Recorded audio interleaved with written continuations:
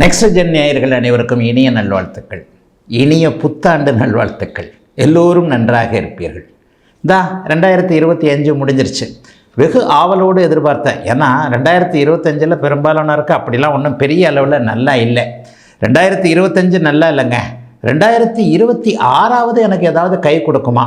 இன்றைக்கி இருக்கிற பிரச்சனைகள், பலவிதமான பிரச்சனைகள். ஒருத்தருக்கு ஒரு பிரச்சனை இல்லை. வேலை இல்லை, தொழில் இல்லை, வியாபாரம் இல்லை, பணம் இல்லை, குடும்பத்தில் நிம்மதி இல்லை, குடும்பமே இல்லை, அம்மா சரியில்லை, அப்பா சரியில்லை, ஹெல்த்து சரியில்லை, கடன் இருக்குது. இப்படிப்பட்ட பிரச்சனைகள் மனிதனை சுற்றி பலவிதமான பிரச்சனை.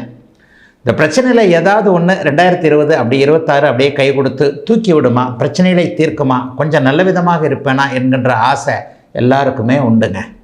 சரி, இந்த வருட பலன்கள் எப்படிங்க சொல்லப்படுகிறது? வருடாந்திர கிரகங்கள்னு சொல்லப்படக்கூடிய குரு பயிற்சி, சனி பயிற்சி, ராகு கேது பயிற்சி, இந்த 3 பயிற்சிகளை வச்சு தான் முக்கியமாக வருட பலன்களை சொல்கிறோம். இவைகள் பொதுவான ஒரு கோச்சார பலன்கள் தான். உங்களுடைய பிறந்த ஜாதக அமைப்பின் அடிப்படையில் தசாபக்திகள் எப்படி இருக்கோ அதற்கேற்றாற் போல தான் உண்மையிலேயே அதற்கான நல்ல பலன்கள் இருக்கும். அதற்கு துணையாக இருக்கக்கூடியவை இந்த கோச்சார பலன்கள். வண்டி 2 சக்கரத்தில் தான் ஓடுது, ஒரு சக்கரத்தில் வண்டி இல்லை. பிறந்த ஜாதக பலன் ஒரு சக்கரம் என்றால் இன்றைய கோச்சார, இப்போது நான் பேசப்போகின்ற புத்தாண்டு கோச்சார பலன் ஒரு சக்கரங்க. இந்த 2 சக்கரத்தையும் வச்சு தான் அப்படியே ஜாயிண்டாக வச்சு வண்டி ஓடுங்க. அப்போ எப்படிங்க இருக்குது? குருப்பெயர்ச்சி ஏதாவது இருக்கா? சனிப்பெயர்ச்சி எதனா இருக்கா? ராகுகேது பயிற்சி எதனா இருக்கா? எப்படிங்க இந்த பலன்களை நம்ம தெரிஞ்சுக்கிறது அப்படின்னு பார்த்தீங்கன்னா, முதல் 5 மாதங்களுக்கு எந்த விதமான பயிற்சியும் இல்லை. ஜூன் மாதம் 2ஆம் தேதி குருப்பெயர்ச்சி நடக்குது. 12 ராசிகளுக்கும் மிகப்பெரிய நன்மைகளை செய்யக்கூடிய குரு பகவான், உலக மக்கள் அவ்வளவு பேருக்கும் நன்மைகளை செய்யக்கூடிய குரு பகவான் இப்பொழுது மிதுன வீட்டிலிருந்து கடக வீட்டிற்கு உச்சம் என்கின்ற ஒரு நல்ல நிலைமையை அடைகிறார். It's a peculiar. 12 வருஷங்களுக்கு ஒரு முறை மட்டும்தான் அவர் உச்சத்தை அடைவார். அது அமைப்பு இப்போது இருக்கிறதுனால 12 ராசிக்காரர்களுக்குமே ஏதாவது ஒரு விதத்தில் நல்லவைகள், பணப்புழக்கம் அதிகரிக்கக்கூடிய தன்மைகள் கண்டிப்பாக இருக்கும். பெரிய கஷ்டங்கள் வராது. சனிப்பெயர்ச்சி இந்த வருஷம் முழுக்கவே 2026 முழுக்க இல்லை. மீன வீட்டிலேயே மீனத்திற்கு ஜென்மச்சனியாக அப்படியே சனி பகவான் அங்கேயே இருக்கிறார். ராகு கேது பயிற்சி டிசம்பர் மாதம் 5ஆம் தேதி நடக்குது. அது கடைசியில் நடக்குது. அதனால் இந்த வருஷத்தில் பெரிய தாக்கம் எதுவும் இருக்காது. அடுத்து இந்த வருடம் முடிய போகின்ற 20 நாட்களுக்கு முன்பு ராகு கேது பயிற்சி இருக்கனால அதுவும் இருக்காது. ஆக குரு பகவான் மட்டும்தான். முதல்ல குரு பகவான் கடகத்துக்கு உச்சமாகிறார். 3 மாதத்தில் போன வருஷம் மாதிரியே அதிசார பயிற்சின்ற முறையில் கடகத்திற்கும் சிம்மத்திற்கும் அப்படியே மாறி மாறி வருவார். ஆக குருவின் பலன்கள் ஓரளவிற்கு நன்றாக இருக்கின்ற காரணத்தினால் 12 ராசிக்காரர்களுக்கும் பெரிய அளவில் சோதனைகள் இருக்காது. 2025 கஷ்டப்பட்டவங்க எல்லாருமே 2026 ஓரளவுக்கு நல்லா தான் இருப்பீங்க.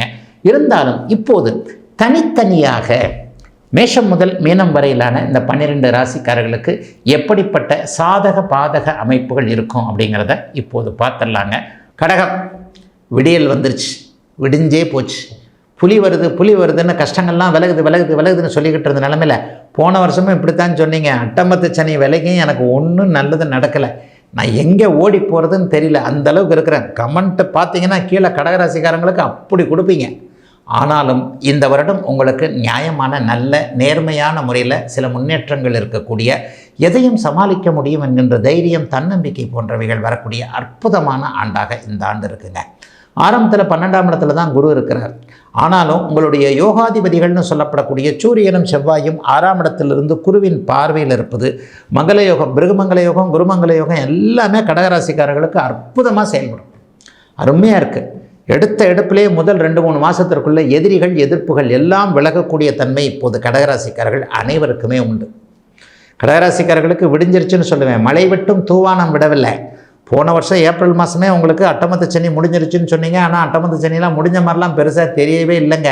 அப்படிலாம் ஒன்றும் பெருசாக இல்லைங்க. அது எனக்கு இன்னும் அட்டமத்து சனி மாதிரியே தான் இருக்குது, நீங்கள் தான் சொல்கிறீங்கன்னு இருக்கிறவங்க எல்லாருக்குமே 90% நன்மைகள் இருக்கக்கூடிய தன்மைகள் இப்போது உண்டு. கடகராசிக்காரர்களுக்கு நான் உண்மையிலே 90 மார்க் கொடுப்பேன்.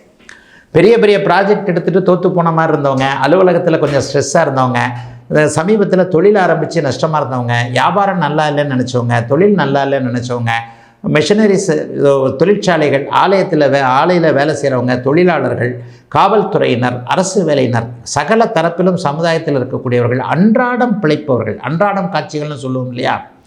சாலை ஓரத்தில் ஒரு சின்ன கடை வச்சுருக்கிறேன், டெய்லி டெலிவரி பாயாக இருக்கிறேன்.